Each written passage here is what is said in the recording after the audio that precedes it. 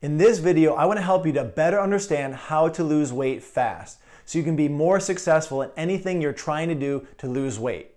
Hi, my name is Dr. Joe from the Southside Health and Wellness Campus, and it's our goal to help you cut through all the healthcare noise that's out there.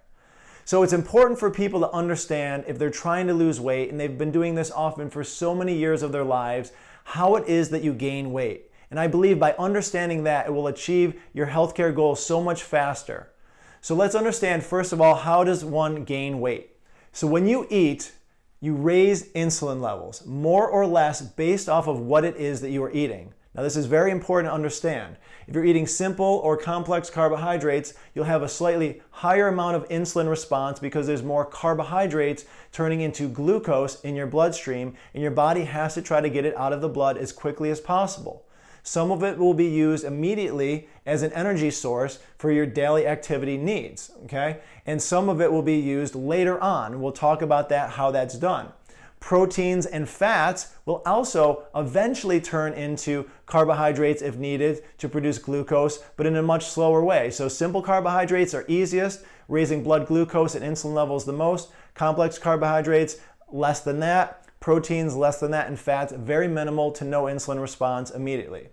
So immediate use is for your daily activity needs right away, right after your meal. Now your body has excess glucose in the blood that it's going to use right away. So some of it is stored as glycogen. Now this is a more complex carbohydrate that's in the liver and other parts of the body, but definitely mostly in the liver, and it's for periods between the meals.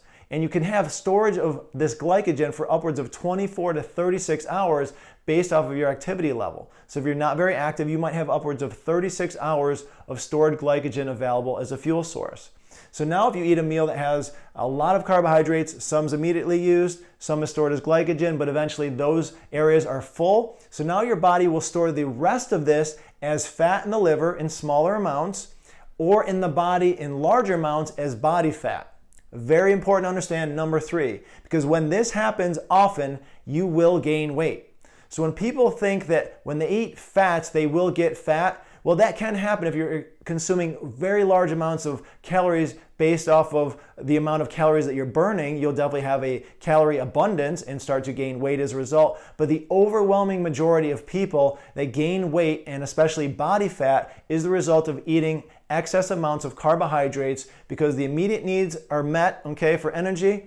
And then the glycogen stores are full, and then it's stored as body fat. Very, very important to understand that, and that's why I want you to understand gaining weight first before we can get into understanding how to lose weight fast. So when you do fast or aren't eating, or significantly reduce simple carbohydrates and complex carbohydrates, and even some of those proteins, insulin levels decrease, and glucagon, which is insulin's opposing hormone, that will then increase. Very important, because if we think of insulin as a storing hormone, it's called an anabolic hormone for a reason. It's building up energy reserves, often as body fat. Glucagon is the opposite, which is catabolic, or tearing down, breaking down of those energy reserves, and that's ultimately what's going to help a person to achieve their healthcare and weight loss goals. So initially, when you're in a fasted state or in a very simple fat consumption or protein type of diet, then stored glycogen is used to fuel the body for immediate energy needs after maybe the calories of that meal have been used up. So 2 or 3 hours after you've eaten, now your body's like, I need some energy, what will I do? So it dips into the glycogen reserves, or maybe after a full night's rest where you haven't eaten in 6, 8, 10 hours, then your body will dip into glycogen reserves. So 24 to 36 hours would be available if you're very sedentary, okay? 1 to 2 hours would be available of this stored glycogen if you do a lot of endurance activity. So if you go for an hour to 2 hour run, you'll burn through all of that glycogen reserve that's in your muscles and in your liver, and basically your body will now have to find an alternative source of fuel to dip into at that point. We'll talk about that in a moment. And if it's very intense exercises like high intensity interval training, then ultimately 20 to 60 minutes of that type of intense training, you'll burn through those glycogen reserves. Why is that important? When the glycogen is gone and you don't have immediate calories from the food that you have from your last meal, the body will dip into stored fat in the liver, and more importantly, probably for a lot of people's goals, is the body fat that they've been storing up for years as that fuel source for energy.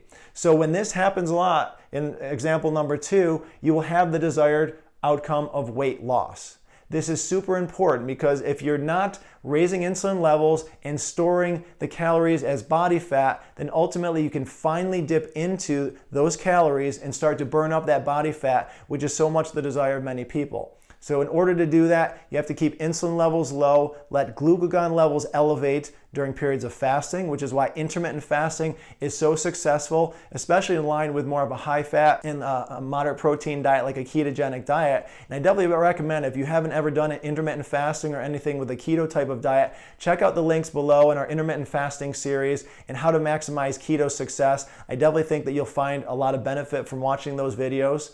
And if you want to know more about how hormones affect metabolism and the ability to gain or lose weight in a much more detailed way, definitely check out our Balancing Hormones Naturally lecture, and I think you'll get a lot of information from that as well. But ultimately, remember, if you're trying to lose weight, understand how you gain it. The more often you eat and the more carbohydrates you eat, the more you're going to store body fat. And the less often you eat or go into fasting states, or at least having proteins and carbohydrates which don't spike the insulin levels as much, that will help you to start to burn that body fat that you've so desperately been trying to do for many years.